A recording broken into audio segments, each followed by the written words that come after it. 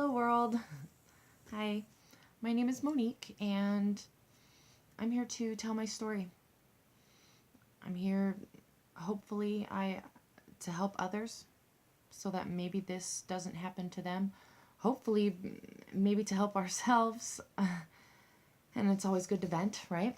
I'm going to tell my story because there's nothing else that I can do.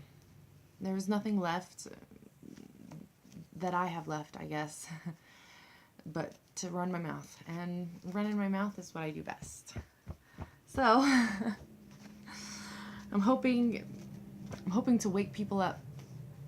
I'm hoping to wake everybody up. Everybody. Because this affects everybody. This is the world that we live in. This is the government that we sit under. And they shouldn't be allowed to do this to us. There are rights, there are laws out there that they say protect us. And that's true in some cases, in most cases, I would think.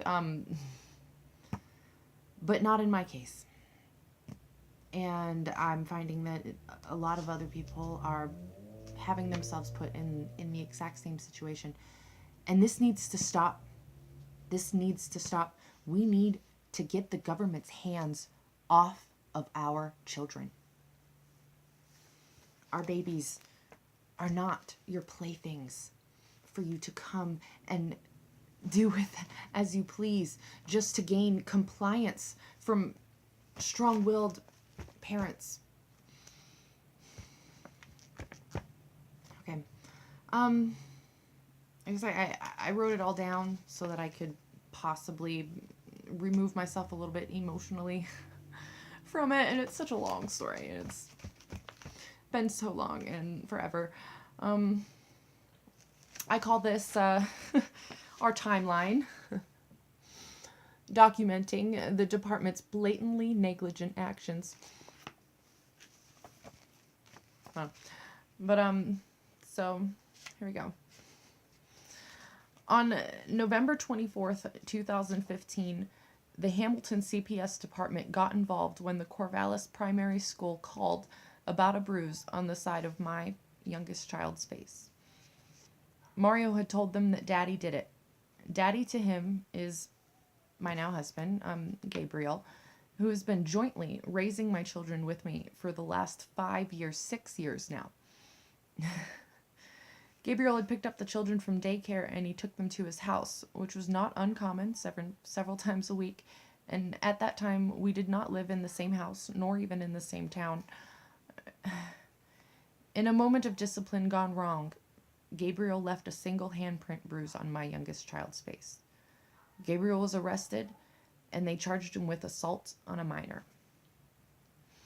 They charged him with assault on a minor because he was not blood related to my child.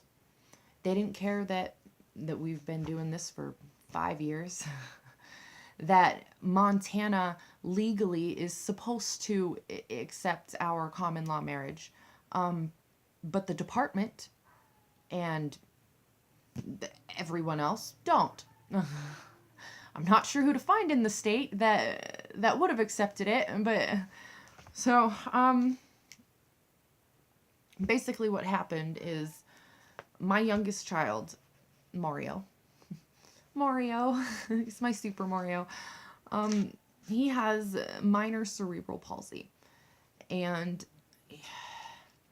I've been at home with him every single day since he was born. It's my baby. I know, they're all my babies, but this one's my youngest one, my last one, and he's the one, since he couldn't walk until he was about 13, 14 months, he couldn't even crawl till he was about 13, 14 months. But he's just the one that I carried around the longest, the one that, he's got a little special place in my heart, my Super Mario. When we started him in kindergarten, they told us that they would not wipe his butt for him or help him with any bathroom, anything whatsoever. We will make they'll make leniencies and whatnot and things for the cerebral palsy. He has braces on his legs that he has to wear every day, and but they just can't get someone to just be like, Mario, you haven't gone to the bathroom in a while, man. Why don't you go try? Or, just help him out. I don't know. So in this, they told me that my son had to be 100% potty trained by the time he started kindergarten. And this is very, very, very stressful for us because he's he's barely walking. I mean, it was just so hard to potty train him. It's so hard. And I found that my trick to it, and like I had it down to just every now and then I'd be like, hey man, why don't you go try? Hey man, it looks like you're rocking in the corner. Why don't you go sit on the potty a little bit? And it worked. I never had a problem. I mean, accidents here and there, children are children. But school then became his safe place to poop himself. School, let's not say allowed it, but school allowed it. He could go to school, he could poop himself on the playground, and they will just change his underwear, they'll put it in a bag, pat him on his head, it's okay, man, and send him on his way. And so this became my boy's safe pooping spot. And every single day that week, he had pooped himself. And it's so frustrating. And they're looking at us as parents that we're bad parents, negligent. Maybe I'm not taking the time out of my life to potty train him. And that is not true in any way. We were on it. We were on it. But it also has to be the child, And my Mario, he just didn't want to do it, And what else am I supposed to do besides just routinely asking him, hey man, why don't you go sit on the potty? I mean, I don't know what else to do. Gabriel picked up my children from school that day, and Mario had pooped himself again. He brings him into the house and he says, Mario, please go sit on the toilet. Mario goes into the bathroom and he just flushes the potty. Done.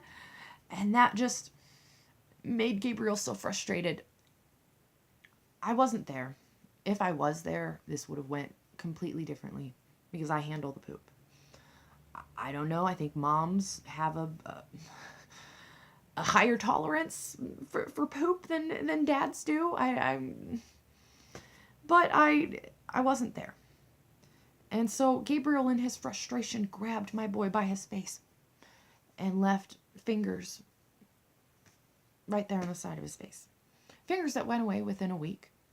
I'm not saying that this was a good thing. Like, I condoned it. Like, I screamed at Gabriel. I raged at Gabriel. I was, I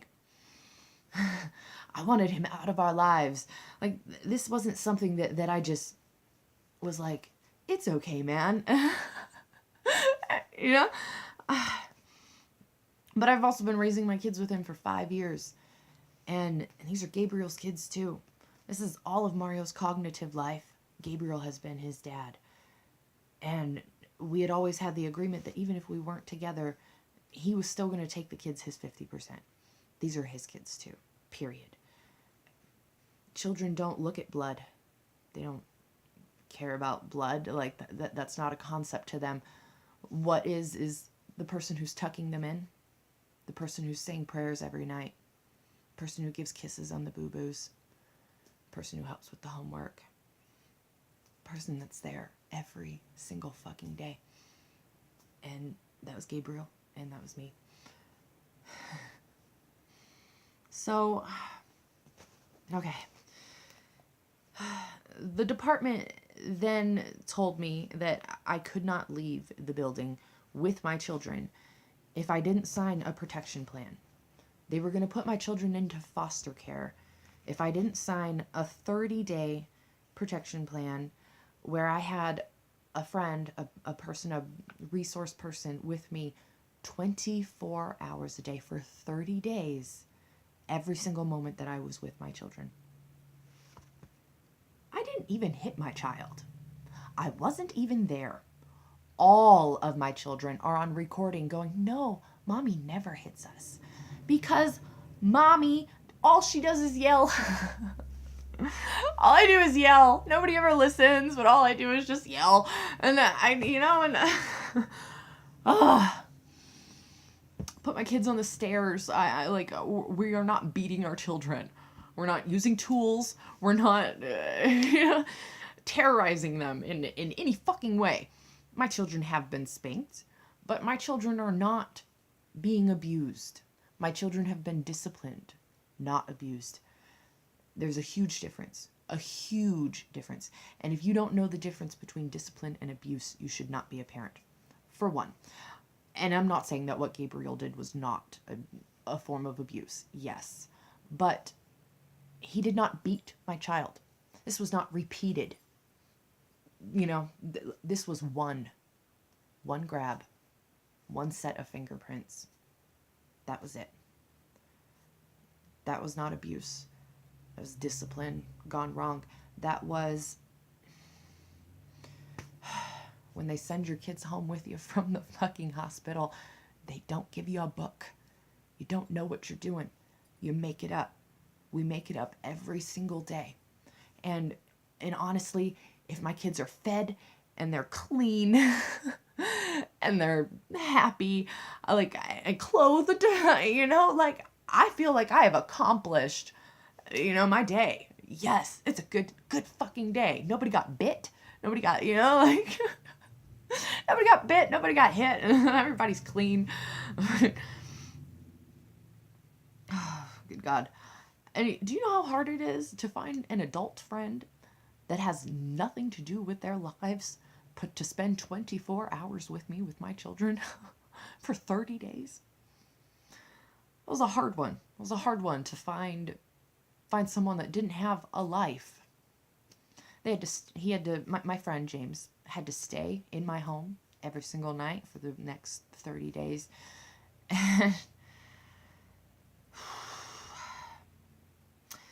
The protection plan was for 30 days. I have it right here. This is what a protection plan looks like. I've written all over it, but this is a protection plan, okay? Now, this protection plan that I signed, I don't know if you can see here, 30 days, all right? 11/24/2015 to 12/24/2015.